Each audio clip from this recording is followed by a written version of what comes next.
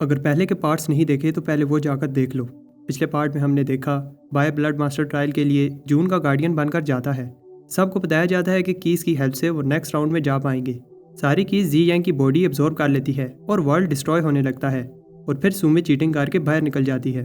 तब by June को भी उसी पोर्टल में भेजता है जिसमें सुमे गई थी, लेकिन अंदर सुमे के गार्डियन जून को रोक लेते हैं ताकि सुमे आगे जा पाए। लेकिन फिर जी यांग जिसे एंसेस्टर ने बचा लिया था जून को कहता है कि आगे बढ़ो, मैं इन्हें संभालता हूँ। तब सारे हाई लेवल कल्टीवेटर जी शैंग को पकड़ लेते हैं, इसलिए बाय अपनी स्पिरिट सेक्टर की टेक्निक यूज़ करके सबको हरा देता है। उधर सुमे आर्टिफैक्ट्स की हेल्प से जून को नेसेंट लेवल सील में ट्रैप कर देती है। फाउंडेशन एस्टेब्लिशमेंट कल्टीवेटर के लिए ये सील तोड़ना इम्पॉसिबल है, इसलिए जून जी शैंग को ब्लड मास्टर टोकन देकर कहती है अब तुम्हें ब्लड मास्टर बनना होगा। उधर हार्ट चैम्बर में जी शैंग को सुमे से लड़ते हुए समझ आ जाती है ये उसकी दोस्त फे है।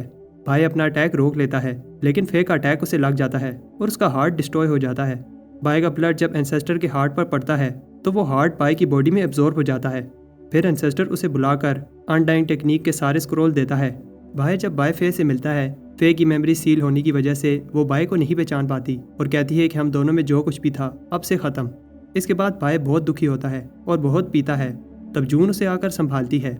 बाद में पैट्रियार्क पहले तो गुस्सा होता है, लेकिन फिर बाय की स्पीच सुनकर शांत हो जाता है और इम्प्रेस होकर इसे अडॉप्ट करने की ऑफर देता है। इन सब चीज़ों की अनाउंसमेंट ब्लड मास्टर की सेरेमनी में की जाएगी। अब आगे 3 दिन बाद हमें ब्लड मास्टर सेरेमनी पर दूसरे 3 पीक्स के ब्लड मास्टर दिखते हैं। ये अनाउंस किया जाता है कि जी शैंग मिडिल पीक का गार्डियन आज से मिडिल पीक का ब्लड मास्टर है और अब उसे ब्लड मास्टर हॉल में जाने की एक्सेस मिल जाती है।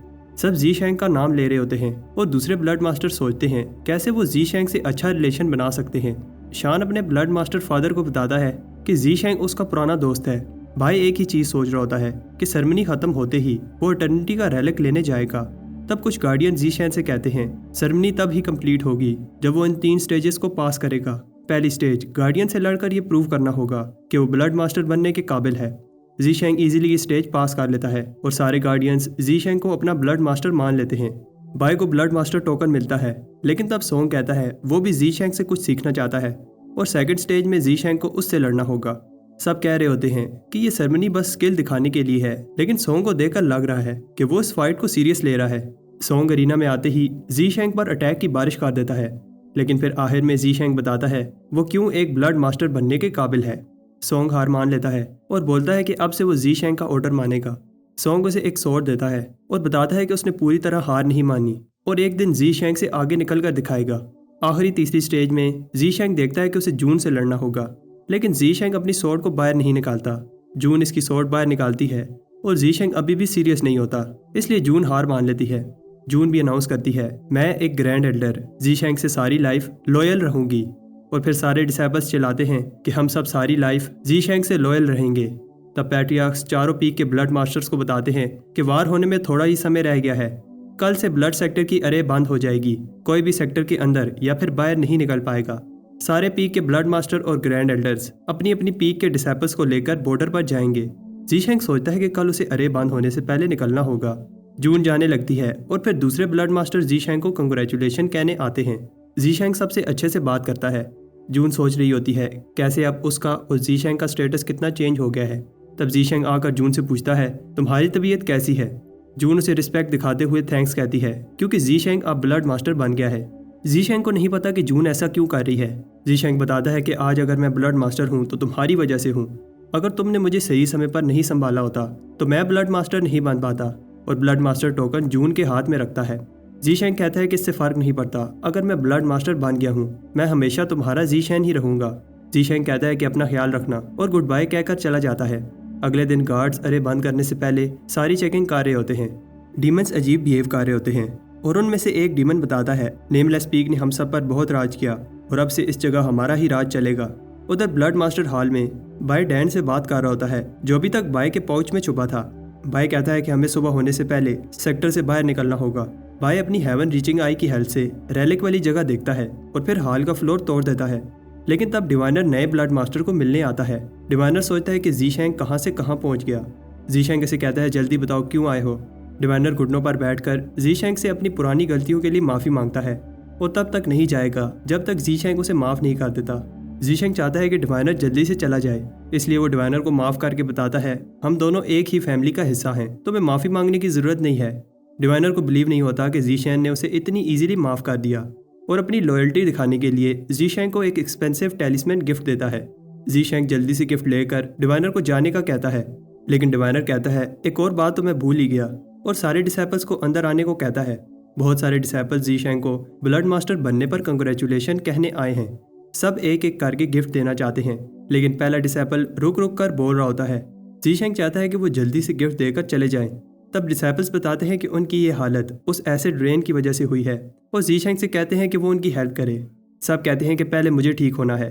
तब जीशेंग सबकी प्रॉब्लम को नोट करने के बाद बताता है कि वो सब के लिए एलिक्सर बनाएगा जिससे वो ठीक हो जाएंगे, लेकिन 3 गिनने तक जो भी उसे यहाँ नजर आया वो इसके लिए एलिक्सर नहीं बनाएगा। सबके जाने के बाद फिर से कोई दरवाज़ा बजाता है। ये लोग दूसरे पीक के ब्लड मास्टर होते हैं। ब्लड मास्टर बताते हैं कि तुमसे एक इम्पोर्टेंट बात करनी है। हम सब ने पैट्रियार्क से प्रॉमिस किया है कि हम स्पिरिट सेक्टर के हेवनली की कल्टीवेटर बाय को वार होने से पहले ख़त्म कर देंगे, और उन्हें लगता है कि बाय ब्लड सेक्टर में घुसपैठिया बनकर आ सकता है। अब वो स्पिरिट सेक्टर से बाहर है। ये बाय को ख़त्म करने का गोल्डन चांस है। वो सब चाहते हैं कि जीशेंग उनका साथ दे। जीशेंग को पता है कि वो उसकी पावर्स की वजह से उसे साथ लेकर जाना चाहते हैं, लेकिन सोचता है कि ये कितना अजीब है, मरने वाला और मारने वाला एक ही कैसे हो सकते हैं। लेकिन फिर ये मिशन एक्सेप्ट कर लेता है। नेमलेस पीक का ब्लड मास्टर कहता है मुझे जल्दी से पीक वापस जाना होगा क्योंकि कुछ भागी डीमंस तबाही मचा रहे हैं।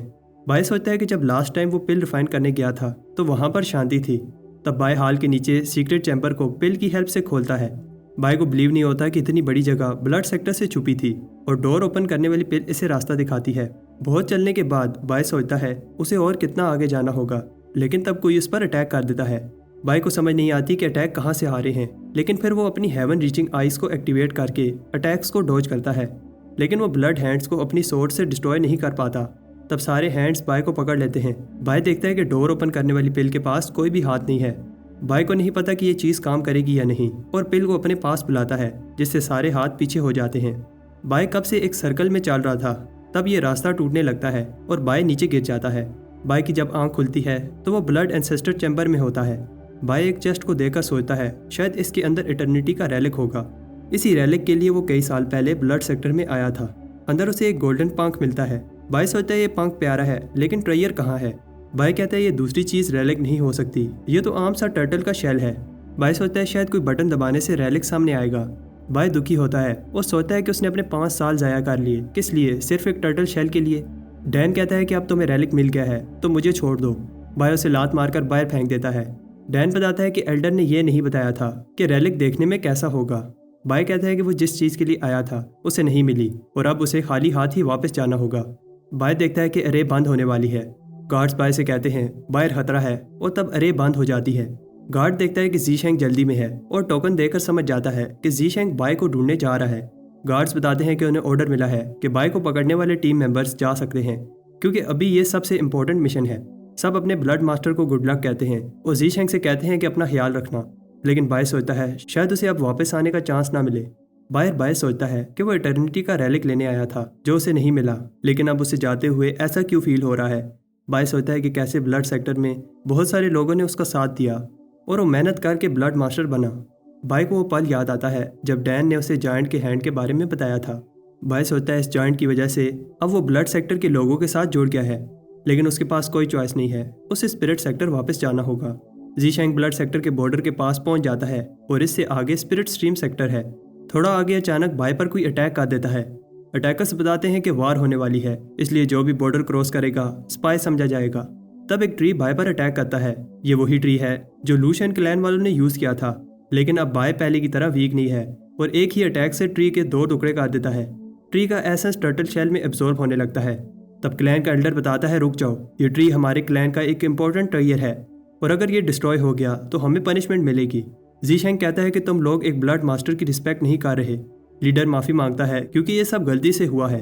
एल्डर बताता है ये ट्री बॉर्डर को गार्ड कर रहा है और इसे लगा कि जीशेंग एक घुसपैठिया है। जीशेंग पूछता है अगर ये ट्री इतना ही इंपॉर्टेंट है तो लूशियन क्लैन वालों को क्यों दिया था। एल्डर बताता है कि हमारा क्लैन भी नहीं चाहता था, लेकिन पैट्रिया खान के कहने पर हमें देना पड़ा। जीशेंग देखता है कि रेलिक के अंदर कुछ हो रहा है, इसलिए चला जाता है। बाय सोचता है अगर वो सही समय पर भागा ना होता तो वो सब टर्टल की एनर्जी को सेंस कर लेते। बाय को टर्टल के अंदर एक यूनिवर्स दिखता है और फिर टर्टल बाहर आने के बाद वापस अंदर चला जाता है। बाय उसे जोर से हिलाने लगता है, लेकिन तब टर्टल में से कुछ स्पिरिचुअल एनर्जी निकलती है जिससे बाय का क्रिस्टलाइज सी बढ़ने लगता है। बाय को पता चलता है कि जितनी कल्टीवेशन उसकी एक बार में बढ़ी है, 1 महीने कल्टीवेट करता तो तब बढ़ती। बाय को समझ आ जाती है ये टर्टल सच में एक ट्रेयर है और इसकी हेल्प से वो कई गुना ज़्यादा जल्दी कल्टीवेट कर पाएगा। स्पिरिट स्ट्रीम सेक्टर में युआन बताता है कैसे उसने बाय का कुछ स्पिरिचुअल ऑरा एक पेंडेंट में डाला था ताकि बाय की लोकेशन ट्रैक कर पाए, लेकिन जैसे ही बाय सेक्टर से बाहर गया पेंडेंट ने काम करना बंद कर दिया। अब वो एंसेस्टर से प्रे ही कर सकता था कि बाय ठीक हो। तब पेंडेंट रिएक्ट करने लगता है, ऐसा इसलिए क्योंकि बाय सेक्टर के अरे के पास है। बाय सोच रहा होता है कि वो अपने दोस्तों को कैसे मिलेगा और फिर कहता है कि उसे ज़्यादा सोचना नहीं चाहिए और 5 साल बाद अपना मास्क उतारता है। तब युआन का पेंडेंट क्रैक हो जाता है और इसे लगता है कि कुछ बुरा होने वाला है। बाय देखता है कि जो फेंस उसने लगाई थी उससे चिकन्स तेजी से ग्रो कर रही हैं, लेकिन चिकन्स उसे देखकर डरने लगती हैं। तब बाय जाते हुए कुछ डिसाइपल्स को मेडिसिन पर एडवाइस देता है। डिसाइपल्स सोचते हैं ये कौन है। 10 मॉन्यूमेंट्स पर टर्टल देखकर बाय की यादें ताज़ा हो जाती हैं। बाय वहाँ खड़े कुछ डिसाइपल से कहता है, घबराओ नहीं, एक दिन तुम्हारा सिंबल भी इन मॉन्यूमेंट्स पर होगा। सब सोच रहे होते हैं ये कॉन्फिडेंट डिसाइपल कौन है, तो वही ढोंगी बूढ़ा बच्चों में बाय की पिक्चर्स बांट रहा होता है। तब बाय एक छोटे बच्चे को ऑटोग्राफ देता है, लेकिन वो बच्चा रोने लगता है क्योंकि किसी ने उसकी पिक्चर पर गंद मचाकर उसके पैसे ज़ाया कर दिए। तब बाय अपने स्टैचू के पास खड़ा होकर अनाउंस करता है कि heavenly path genius honour disciple by वापस आ गया है। ये सुनकर सब शौक होते हैं और उन्हें बिलीव नहीं हो रहा कि प्लेग डीमन वापस आ गया है। बाय मार्केट में अपने दूसरे फेलो डिसाइपल से मिलने जाता है, लेकिन वहाँ की सारी शॉप्स खाली होती हैं। तब बहुत सारे लोग ऐसे भी होते हैं जो बाय के आने पर खुश हैं। मे बाय को पकड़कर साइड पर लेकर जाती है। मे उसे कहती है कि तुमने आने में इतना समय क्यों लगा दिया, और फिर दोनों बताते हैं कि क्या क्या हुआ। बाय उसे कुछ स्टोरीज बताता है जिन्हें सुनकर मे घबरा जाती है। बाय बताता है तुम घबराओ नहीं, मैं अब स्ट्रॉन्ग बन गया हूँ। बाय बताता है कि कैसे नेसेंट लेवल के पैट्रियार्क्स उससे इम्प्रेस हुए और फिर उसे अपना बेटा बनाना चाहते थे। मे पूछती है कि इतनी लंबी जर्नी में उसे कोई ना कोई लड़की भी मिली होगी। जीशेंग बताता है ये लॉन्ग स्टोरी है, लेकिन मे चाहती है कि वो बताए। बाय लकी होता है क्योंकि पैट्रियार्क उसे एंसेस्ट्रल हॉल में आने को कहते हैं। तब बाय का अडॉप्टेड सन टीडान उसे मिलने आता है, लेकिन ये देखकर दुखी होता है कि बाय चला गया। मे उसे बताती है कि बाय आ जाएगा, उसे पैट्रियार्क्स ने बुलाया है। युआन बाय को डांट रहा होता है क्योंकि बाय ने अपना ऑरा छुपाया था। पैट्रियार्क्स ने भी सबसे ये बात छुपाई थी और बाय को हर जगह ढूंढा। बाय माफ़ी मांगता है और अपनी गलती के बदले सेक्टर के लिए पिल रिफाइन करेगा। युआन बताता है कि वार होने वाली है और स्पिरिट सेक्टर आर्मी का पहला ग्रुप फॉलिंग स्टार माउंटेन पर पहुंच गया है। युआन बताता है कि बाय रेडी हो जाए क्योंकि उसे भी 4th ग्रुप के साथ बैटल में जाना होगा। युआन उसे एक और मिशन देता है। बाय को ब्लड सेक्टर के 4 ब्लड मास्टर में से एक ब्लड मास्टर जीशेंग को खत्म करना होगा। बाय सोचता है जीशेंग वो तो मैं ही हूँ और फिर ड्रामा करने लगता है। बाय बताता है कि उसने जीशेंग की बहुत स्टोरी सुनी है कि वो बेरहम है और किसी को मारने से पहले एक बार के लिए नहीं सोचता। बाय कहता है लेकिन मैं स्पिरिट सेक्टर का बाय उसे ख़त्म करूंगा।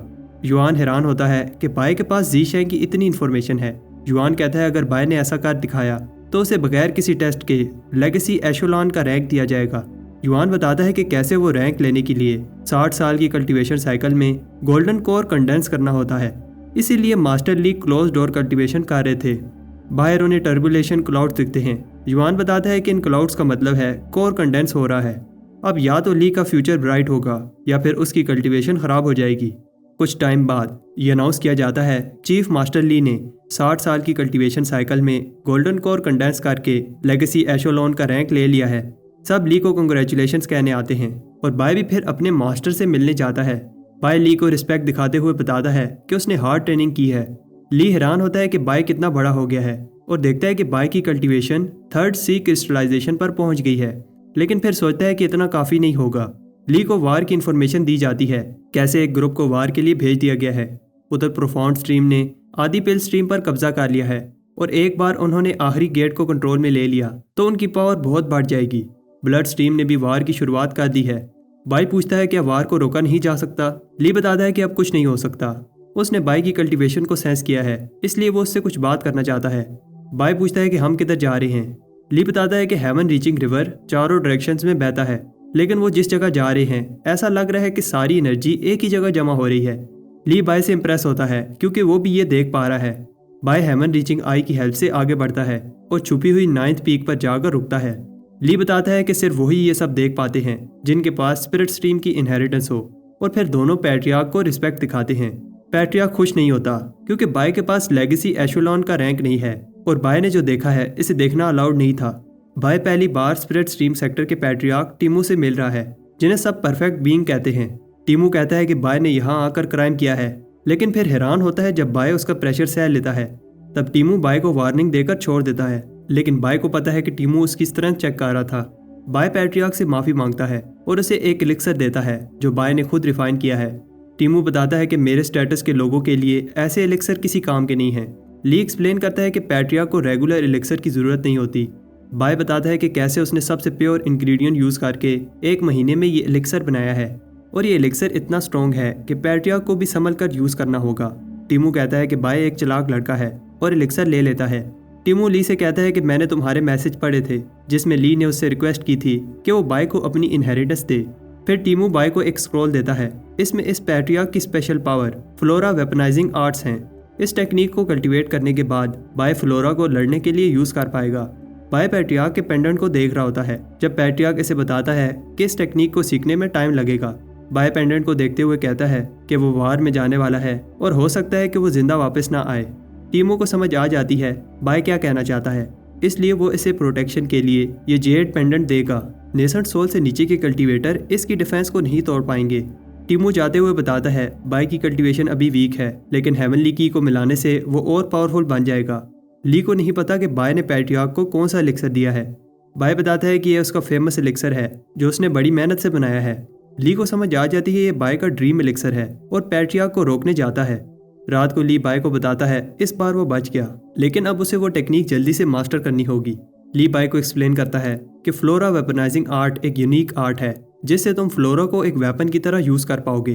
ग्राउंड से रूट्स निकलने लगती है और ली दिखाता है कि फ्लोरा को एक फॉर्म में कैसे बदलना है और हर एक फॉर्म अलग तरीके का वेपन बन सकती है। रूट्स बाय को पकड़ लेती हैं और अंदर खींचने लगती हैं। ली एक्सप्लेन करता है कि कैसे उसे इस कोर को तोड़कर अपने साथ मिलाना होगा। बाय पहली ट्राई में फेल हो जाता है। बाय एक बार फिर ट्राई करता है, लेकिन रूट्स इसे रोकती हैं। आखिर में बाय कोर को तोड़ ही लेता है और फिर अपनी कल्टीवेशन के साथ मिलाने लगता है।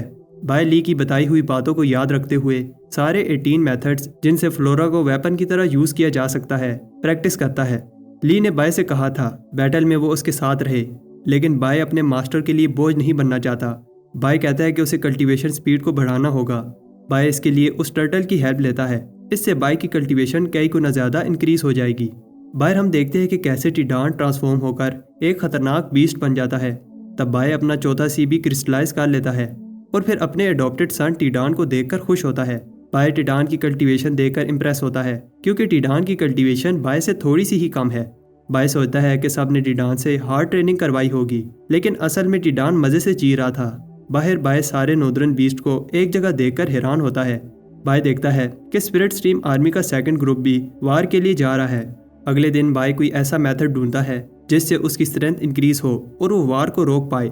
बाय को रिवर डिफाइंग पिल दिखती है। इसकी हेल्प से वो कुछ समय के लिए अपनी बॉडी की स्पिरिचुअल पावर को बूस्ट कर पाएगा। बाय शौक होता है क्योंकि इसे रिफाइन करने के लिए कोई प्लांट्स या फर्नेस नहीं चाहिए, बस हेवन रीचिंग वाटर से ये पिल बन जाएगी। बाय कॉन्फिडेंट नहीं होता कि ये पिल इसकी कल्टीवेशन में हेल्प कर सकती है।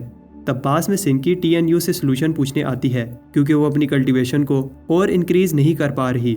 TNU उसे हेल्प करेगा और बताता है कि तुम स्पिरिट सेक्टर के लेजी डिसेबल बाय से भी अच्छा कर रही हो। बाय सोचता है कि वो सिंकी को TNU का असल चेहरा दिखाएगा। बाय कहता है कि किसी को भी अपने से कम नहीं समझना चाहिए और हेवन रीचिंग रिवर में अपना हाथ डालता है। TNU बताता है कि बाय सिर्फ फाउंडेशन एस्टेब्लिशमेंट पर है और इस कल्टीवेशन के साथ इसका हाथ हेवन रीचिंग रिवर में डिसॉल्व हो जाएगा। तब वो दोनों शॉक हो जाते हैं जब बाय हेवन रीचिंग रिवर में हाथ डालता है, लेकिन उससे कुछ नहीं होता। बाय कहता है कि तुम लोगों को इतना एक्सपीरियंस नहीं है जो तुम लोग समझ पाओ कि मैंने ये कैसे किया, और कहता है अगर सिंकी चाहे तो वो उसे एडवाइस दे सकता है। सिंकी देखती है कि बाय का ओरा पैट्रियार्क की तरह है। TNU को सबक सिखाने के बाद बाय घर वापस आता है और टीडान से पैरा देने को कहता है क्योंकि वो रिवर डिफाइनिंग पिल बनाने जा रहा है।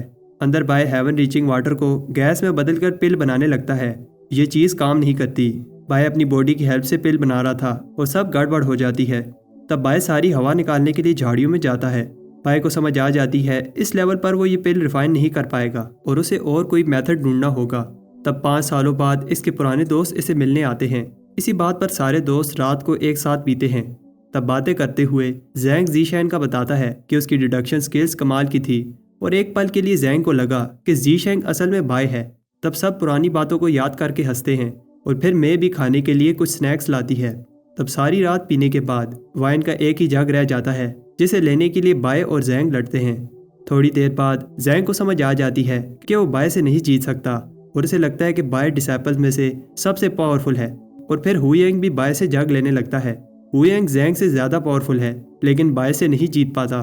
तब मैं भी फाइट करना चाहती है लेकिन बाय उसे जीतने देता है। मैं को पता है कि बाय ने उसे जीतने दिया है। मैं बताती है कि उसकी कल्टीवेशन कम है लेकिन वो भी सब के साथ खड़े होकर लड़ना चाहती है। बाय मे की बहादुरी से इम्प्रेस होता है और बताता है कि हम सब मिलकर स्पिरिट सेक्टर को प्रोटेक्ट करेंगे। उधर ब्लड सेक्टर के एक कैंप में पैट्रियार्क सोंग बताता है उन्होंने एक इन्वेस्टिगेशन की टीम भेजी है।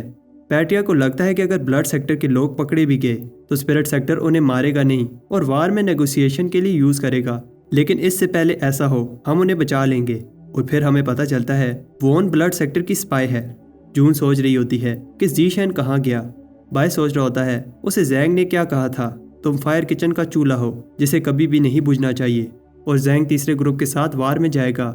जैंग कहता है कि मेरे अंदर कोई टैलेंट नहीं है, अगर मैं बैटलफील्ड में कुछ एनिमीज को रोक पाऊँ तो समझूंगा कि मेरी लाइफ वेस्ट नहीं हुई। आखिरी बात जो जैंग उसे बताता है कि उसने बाय के लिए एक एक्सपेंसिव वाइन एंशिएंट मोनूमेंट के अंदर छुपाई है। बाय सोचता है कि कैसे इस वार से दोनों साइड के लोग मरेंगे। बाय को ये बात कंफर्म नहीं है कि वो इस वार में बच पाएगा या नहीं और सब बायर से तो कॉन्फिडेंट है लेकिन सबको पता है कि वार में कुछ भी हो सकता है। बाय सोचता है कि कुछ भी हो जाए वो दोनों साइड्स को लड़ने से रोकने की पूरी कोशिश करेगा। कुछ टाइम बाद सब बात कर रहे होते हैं कि लेजेंडरी एल्डर बाय अगले ग्रुप के साथ वार में जाने वाला है। बाय के ग्रुप में बहुत सारे डिसेबल ऐसे होते हैं जिन्हें बाय ने अबिस में बचाया था। तब टेलीपोर्ट अरे एक्टिवेट की जाती है। कोई बताता है कि अगर कल्टीवेशन ज़्यादा ना हो तो टेलीपोर्ट अरे की पावर से बॉडी डिस्ट्रॉय हो सकती है। TNU कहता है कि घबराओ नहीं, स्पिरिट स्ट्रीम सेक्टर इतना वीक नहीं है। डिसेबल्स बात कर रहे होते हैं कि बाय को अपनी हाई कल्टीवेशन के साथ डरने की ज़रूरत नहीं है, लेकिन हम जैसे डिसेबल्स को वार में जाने से पहले अरे में सर्वाइव करना होगा। बाय में से कहता है घबराओ नहीं, मैं तुम्हारे साथ हूँ। तब सारे डिसेबल्स एक एक करके बैटलफील्ड में टेलीपोर्ट होने लगते हैं। मैं और बाय भी सेफली टेलीपोर्ट हो जाते हैं। दूसरे डिसेबल्स कह रहे होते हैं वो बड़ी मुश्किल से टेलीपोर्ट हुए हैं और अब वो फाइट कैसे करेंगे। बाय सबको हील करता है। बाय उन सबको मोटिवेशनल स्पीच देता है, तुम सबको खुद पर बिलीव करना होगा और खुद को ब्लड सेक्टर के डिसेबल से वीक मत समझो, तुम सब उनसे ज़्यादा स्ट्रॉन्ग हो। डिसेबल्स कहते हैं कि उन्हें बाय पर बिलीव है लेकिन बाय चाहता है कि वो खुद पर बिलीव करें। मैं देखती है कि बाय कैसे सबकी हेल्प कर रहा है और फिर मैं सबसे कहती है कि स्पिरिट स्ट्रीम हमारा घर है और हम सब मिलकर इसे प्रोटेक्ट करेंगे। जब बाय जीशैंग से लड़ेगा तो हम सब इसका साथ देंगे। TNU कहता है कि बाय नहीं, वो जीशैंग से लड़ेगा। एल्डर जो बताता है कि तुम सब चौथे बैच में हो इसलिए अलग अलग जगह पर भेजे जाओगे। 3 में से एक अरे का लीडर TNU होगा और दूसरी अरे की लीडर सिंकी होगी, लेकिन बाय किसी भी आउटर अरे का लीडर नहीं होगा। बाय को पाथ कल्टीवेशन माउंटेन के कोर वाली अरे को संभालना होगा। ये बहुत मुश्किल काम है लेकिन सिर्फ बाय ही है जो ये काम कर सकता है क्योंकि बाय के पास हेवनली फाउंडेशन एस्टेब्लिशमेंट है। बाय एल्डर के साथ जाता है और मैं सोचती है कि कैसे बाय का और उसका कल्टीवेशन गैप इतना ज़्यादा हो गया है। सिर्फ हिम्मत दिखाने से वो उसके साथ खड़े होकर नहीं लड़ सकती। बाय मे के लिए रुकता है लेकिन मे से कहती है कि तुम जाओ, तुम्हारे ऊपर बहुत बड़ी रिस्पॉन्सिबिलिटी है और मैं सिर्फ तुम्हारे लिए बोझ ही बनूंगी। बाय उसे कहता है कि अपना ख्याल रखना और टीडान को मे के पास छोड़कर चला जाता है। तय जाता है कि पाथ कल्टीवेशन माउंटेन अरे सेक्टर की सबसे इम्पोर्टेंट जगह है जो सेक्टर के सेंटर में और फ्रंट लाइन से दूर है। उधर बाय देखता है कि नॉर्दर्न और सदर्न बैंक के सिस्टम को कंबाइन किया जा रहा है। बाय एक वार पपेट को देखकर इम्प्रेस होता है जिसे बनाने में बहुत सारे स्पिरिट स्टोन लगे हैं। एल्डर जो बताता है इस वार में हमें अपना सब कुछ यूज़ करना होगा।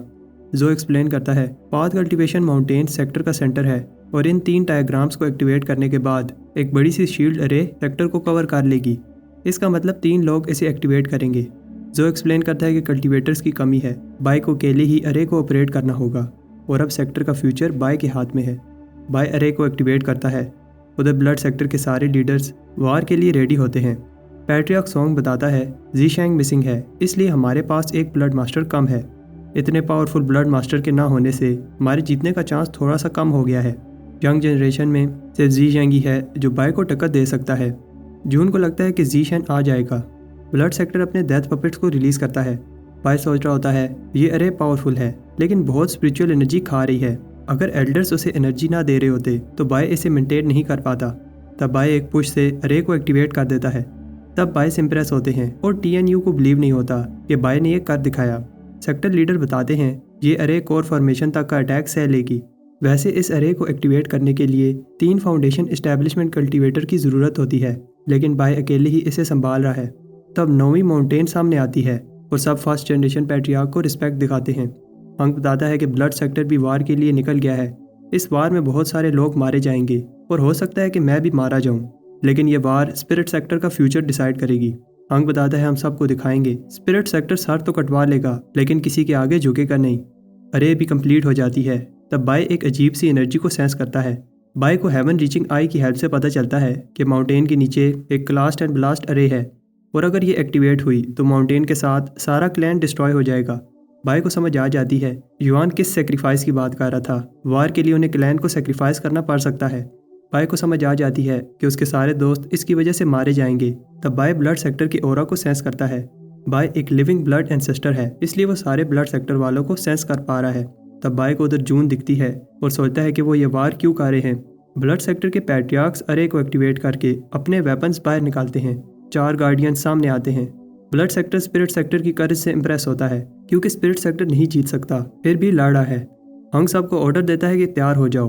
हंक ब्लड सेक्टर को आखिरी मैसेज देता है अगर ब्लड सेक्टर जीत भी गया तो स्पिरिट सेक्टर उन्हें इतना डैमेज करेगा कि वो सदियों तक याद रखेंगे।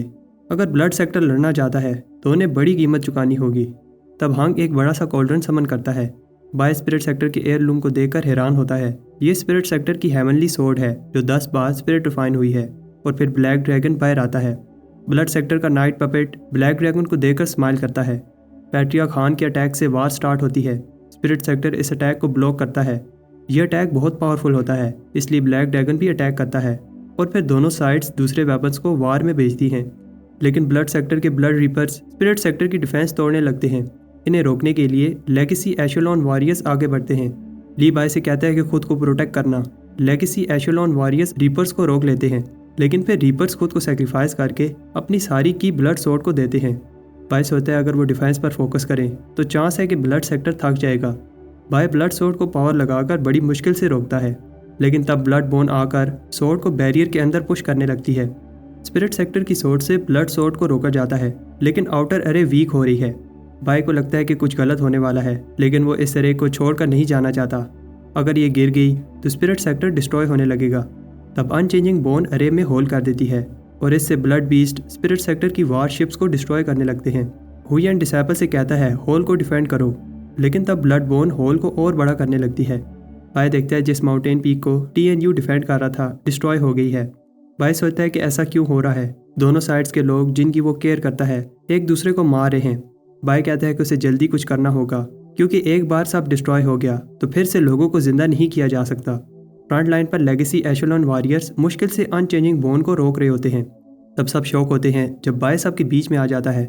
बाय को याद आता है कि उसने अनचेंजिंग बोन में अपना ब्लड मिलाया था। इसकी हेल्प से बाय इसे पीछे हटने को ऑर्डर देता है। बाय बैरियर से बाय जाता है और फिर ली भी इसके पीछे इसे रोकने जाता है। बाय सोचता है कि उसने कैसे हमेशा लंबी लाइफ के लिए कल्टीवेशन की, अब वो बस एक ही चीज़ चाहता है कि दोनों साइड्स लड़ना बंद कर दें। बाय एक अंधा करने वाली लाइट फेंकता है और सबको समझ आ जाती है ये हेवनली पाथ की लाइट है। बाय सबसे कहता है कि रुक जाओ और मेरी बात सुनो। सोंग कहता है ये बाय को मारने का अच्छा चांस है। जून को भी ऐसा ही लगता है और सारे डिसाइबल्स को कहती है कि बाय को ख़त्म कर दो। बाय उन्हें कहता है कि पीछे हो जाओ, लेकिन सोंग पूछता है कि तुम हमें ऑर्डर देने वाले कौन होते हो। ली बाय को रोकने जाता है, लेकिन बाय कहता है कि मैं मिडल पीक का ब्लड मास्टर तुम्हें ऑर्डर देता हूँ। बाय इजीली सबकी ब्लड सोर्ड को डिस्ट्रॉय कर देता है। सोंग कहता है ये ब्लड रिविजन टेक्निक है और सब सोच रहे होते हैं कि क्या हो रहा है। उन्हें पता है कि जो उनके सामने खड़ा है वो स्पिरिट सेक्टर का बाय है, लेकिन ये ऑरा एक ब्लड मास्टर का है। जब ब्लड क्लाउड हटता है तो बाय फिर से जी शैंग बनकर सामने आता है और जी जैंग को देखकर सारे ब्लड सेक्टर मेंबर्स शॉक हो जाते हैं। ब्लड सेक्टर वालों को भी ये समझ नहीं आ रही कि क्या हो रहा है, लेकिन बाय को इससे फ़र्क नहीं पड़ता और पूछता है कि वो ब्लड मास्टर को रिस्पेक्ट क्यों नहीं दिखा रहे। सारे डिसाइपल्स घुटनों पर बैठकर अपने ब्लड मास्टर को रिस्पेक्ट दिखाते हैं। दोनों साइड के लोग कंफ्यूज होते हैं और जून सोचती है जो उसके सामने खड़ा है वो बाय है या जी जैंग है। जी जैंग सबको बताता है कि बाय और जी जैंग एक ही हैं। जून सोचती है इसका मतलब उनके बीच जो भी हुआ था वो फेक था। बाय सबको बताता है वो स्पिरिट सेक्टर का बाय और ब्लड सेक्टर का जी जैंग है। दोनों साइड के लोग उसके अपने हैं और वो किसी को भी अब और फाइट नहीं करने देगा। बाय बताता है कि वार हर चीज़ का सोल्यूशन नहीं होती और दोनों सेक्टर को एक दूसरे पर थोड़ा ट्रस्ट करना होगा। हानियन को लगता है कि स्पिरिट सेक्टर ने जीशैंग को बंदी बना लिया है। जैसा बाय चाहता था वैसा नहीं होता। ली बाय को बुलाता है। ब्लड सेक्टर के डिसेबल्स को ऑर्डर दिया जाता है, अपने ब्लड मास्टर को प्रोटेक्ट करो। ली बाय को सेफ जगह पर जाने को कहता है और तब पैट्रियार्क हान ली पर अटैक कर देता है। ली पैट्रियार्क से नहीं लड़ सकता, इसलिए हुयान हान से लड़ने आता है। वार फिर से स्टार्ट हो जाती है। इस बार पैट्रियार्क्स लड़ने लगते हैं। दोनों साइड्स को लगता है कि दूसरी साइड ने बाय को अपने साइड पर करने के लिए उस पर कोई मैजिक किया है। युआन कहता है कि बाय को प्रोटेक्ट करो, मैं ब्लड सेक्टर को रोकता हूँ। पैट्रियार्क फिर से लड़ने लगते हैं। दूसरे ब्लड मास्टर्स भी अपना अटैक करते हैं। बाय दोनों साइड के लोगों को रोकने की पूरी कोशिश करता है, लेकिन वो उसकी बात नहीं सुनते।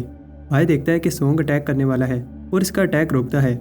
सोंग को बाय पर हंसी आती है क्योंकि बाय को लगता है कि वो अपनी फाउंडेशन एस्टेब्लिशमेंट के साथ फाइट को रोक पाएगा। पैट्रियार्क्स भी कहते हैं कि बाय कुछ नहीं कर सकता और बाय को अपनी साइड बुलाते हैं। बाय भी सोचने लगता है कि उसकी स्ट्रेंथ इतनी नहीं है कि वो सबको लड़ने से रोक पाए। बाय को समझ आ जाती है अब और कोई रास्ता नहीं है और ब्लड सेक्टर से सॉरी कहता है। बाय से एक एनर्जी वेव निकलती है और वो ब्लड सेक्टर को रुकने का ऑर्डर देता है।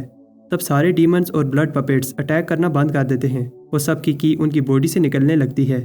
सारा ब्लड सेक्टर कमज़ोर होने लगता है जब बाय उनकी आधी कल्टीवेशन ब्लॉक कर देता है। ब्लड सेक्टर के पैट्रियार्क को बिलीव नहीं हो रहा क्योंकि उनकी भी आधी कल्टीवेशन ब्लॉक हो गई है। बाय को गुस्सा आता है और कहता है कि अगर ब्लड सेक्टर स्पिरिट सेक्टर को डिस्ट्रॉय करना चाहता है तो उन्हें इसकी लाश पर से गुजरना होगा। सोंग को समझ नहीं आ रही कि जीशेंग सारी पीक की कल्टीवेशन को कैसे कंट्रोल कर पा रहा है। ब्लड पैट्रियार्क को समझ आ जाती है कि जीशेंग के पास ब्लड डीमन की इनहेरिटेंस है। दूसरे पैट्रियार्क्स इस बात पर बिलीव नहीं करते।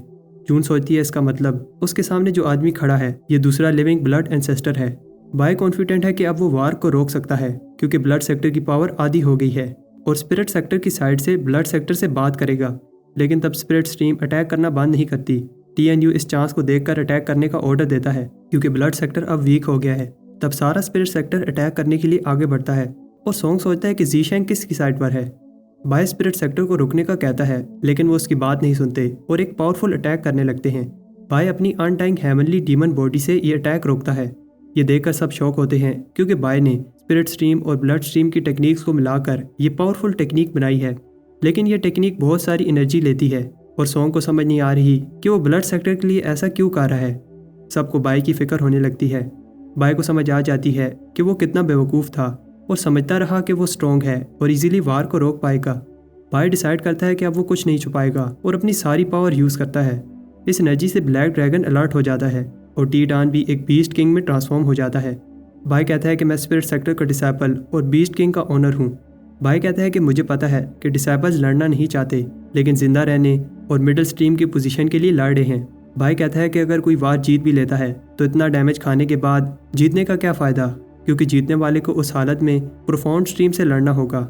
चलो मान लिया कि फिर वो प्रोफाउंड स्ट्रीम से भी जीत जाएगा तो फिर जब वो मिडिल स्ट्रीम में पहुंचेगा तब सबसे वीक सेक्टर होगा, तो इस बड़े से सी में कोई दूसरी बड़ी मछली इसे निगल लेगी।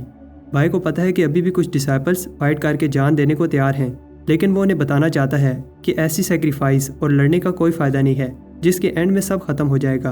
बाय कहता है अगर हम दो बड़े डाउन स्ट्रीम सेक्टर्स मिल जाएं तो मिडिल स्ट्रीम में सर्वाइव करना ईजी हो जाएगा। बाय सुझाव देता है कि दोनों सेक्टर्स को मिलाकर एक ही सेक्टर बना दिया जाए जिससे उन्हें कोई भी मिटा नहीं पाएगा। तब पैट्रियार्क खान बताता है कि बाय सबको अपनी बातों से बेकार है और बाय को मारने के लिए एक पावरफुल अटैक करता है। ली बाय को बचाने जाता है। टी-डान और जून भी बाय की हेल्प के लिए भागते हैं। ब्लड एल्डर पैट्रियार्क कहता है रुको, क्योंकि ये attack nascent soul full palm power technique है। दूसरे पैट्रियार्क्स को बिलीव नहीं हो रहा कि हानियन इतना पावरफुल अटैक यूज़ कर सकता है और सारे पैट्रियार्क इसके अटैक को रोकते हैं। बाय जेड पेंडेंट से अटैक रोकता है लेकिन हानियन कहता है कि इसका कोई फ़ायदा नहीं है। पैट्रियार्क्स इस पावरफुल अटैक को रोकने में फेल हो जाते हैं और इसकी एनर्जी वेव से जून और ली पीछे गिर जाते हैं। बाय ब्लड लैम्प और जेड पेंडेंट से अटैक रोकता है लेकिन उसे भी पता है कि ये चीज़ सिर्फ कोर फॉर्मेशन तक का अटैक रोक सकती है। दूसरे पैट्रियार्क्स ने इस पाम की पावर को बहुत कम कर दिया था और अब बाय को खुद ही किसी तरह इस अटैक को रोकना होगा। बाय अपने सारे डिवाइन टेलिस्मैन यूज़ करता है और कहता है कि उसे खुद पर बिलीव करना होगा। बाय अपनी डीमन बॉडी से अटैक रोकता है। ली को अपने डिसाइपल की फिक्र हो रही होती है। हानियन अपनी पूरी पावर से एक आखिरी बार पुश करता है और फिर बाय को एक नेसेंट सोल लेवल का अटैक लग जाता है और इसकी हेवनली बॉडी भी गायब होने लगती है। बाय नीचे गिरने लगता है। तब सारे ब्लड सेक्टर की पावर वापस आ जाती है और सब सोचते हैं कि बाय मार गया। हानियन कहते हैं कि बागी जीशन मार गया और हमारी पावर्स भी वापस आ चुकी हैं। अब स्पिरिट सेक्टर की बारी है, लेकिन तब एल्डर पैट्रियार्क आकर इसे रोकता है और पूछता है कि जब सारे ब्लड सेक्टर की पावर एंसेस्टर ने सप्रेस कर दी थी, तब वो नेसेंट सोल लेवल का अटैक कैसे कर पाया। हानियन भागने लगता है और फिर दूसरे पैट्रियार्क इसे पकड़ लेते हैं क्योंकि वो भी जानना चाहते हैं कि हानियन ने ऐसा कैसे किया। तब हानियन ट्रांसफॉर्म होने लगता है और सबको समझ आ जाती है ये आदमी कोई घुसपैठिया है। ये आदमी गायब होने से पहले सामने आता है और ये प्रोफाउंड्स टीम का पैट्रियार्क कियान होता है। दोनों साइड के एक एक पैट्रियार्क उसका पीछा करने जाते हैं। एल्डर पैट्रियार्क को समझ आ जाती है कि हानियन मर गया है। प्रोफाउंड्स टीम यही चाहता था कि दोनों सेक्टर आपस में फाइट करके वीक हो जाएं और इसीलिए वो घुसपैठिया ओनर डिसेबल बाय को मारना चाहता था। इस बात से दोनों सेक्टर के पैट्रियार्क्स को गुस्सा आता है और वो कहते हैं कि वो प्रोफाउंड्स टीम को नहीं छोड़ेंगे। दोनों साइड के डिसेबल्स प्रॉमिस करते हैं कि वो प्रोफाउंड्स टीम सेक्टर को मिटा देंगे। बोलने वाला मंकी कहता है कि कैसे हिस्ट्री में पहली बार स्पिरिट सेक्टर और ब्लड सेक्टर मिलकर काम करेंगे और ये सब उस यंग डिसेबल बाय की वजह से हो पाया। उधर ली और टिडान बाय को देखने जाते हैं और खुश होते हैं कि बाय जिंदा है। उधर बाय अपनी कॉन्शियसनेस में होता है और ली की आवाज़ सुन पा रहा है। ली कहता है कि बाय ने लूशियन क्लैन के इंसिडेंट के बाद बहुत ग्रोथ दिखाई है, लेकिन उस बात से खुश नहीं है कि वो हर बार अपनी लाइफ को खतरे में डालता है। ली बताता है कि स्पिरिट और ब्लड्स टीम ने एग्रीमेंट कर लिया है और अब दोनों मिलकर प्रोफाउंड्स टीम से लड़ेंगे। ली बताता है ये सब बाय की वजह से हो पाया और अब वो चाहता है कि बाय रेस्ट करे। फर्स्ट जनरेशन पैट्रियार्क ने उसे स्पिरिट सेक्टर का पैट्रियार्क बना दिया है और ली बाय से कहता है जल्दी से होश में आओ क्योंकि उसे बहुत सारे गिफ्ट्स मिलने वाले हैं।